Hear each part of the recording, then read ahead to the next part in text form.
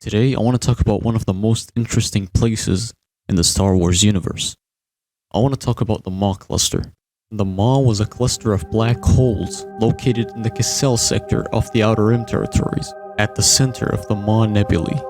The ionizing gases being drawn into it made the cluster visible and made it one of the wonders of the galaxy. Because of the intense gravity of the black holes, the entire Cassel system was slowly drawn into the Maw. The stability of the cluster itself was something of a mystery, with some believing that an advanced civilization might have constructed it, rather than it merging together like a normal cluster would. Most of the area of the Maw was saturated in radiation, plasma, and strong gravitational forces. Any ship's captains that neared the edge of the Maw would notice pieces of their ships being pulled apart, and some smugglers and criminals used it as a shortcut past the Cassel run. Now we're going to talk about the history of the Maw.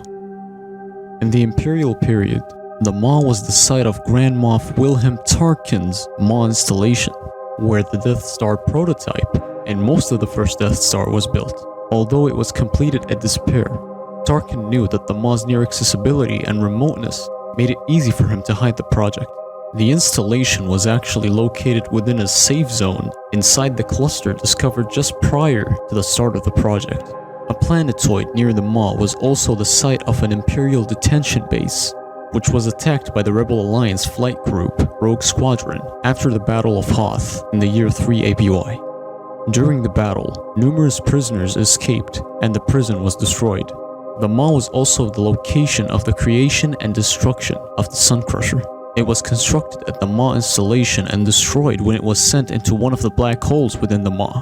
Other superweapons designed and built there include the World Devastator, the Tarkin, the Ionic Ring Ship, and the Galaxy Gun.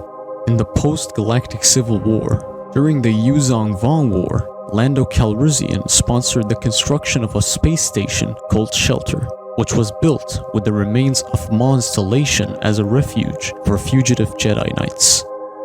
Shelter was located at the very heart of the Maw, and at one point housed the wartime generation of Jedi apprentices and surviving Jedi Praxium students. And if you don't know what the Jedi Praxium is, it's basically the Jedi Academy that Luke founded in Yavin 4. It's the same academy that we saw in Jedi Knight Jedi Academy, the game, and it's honestly one of the best Star Wars games in my opinion.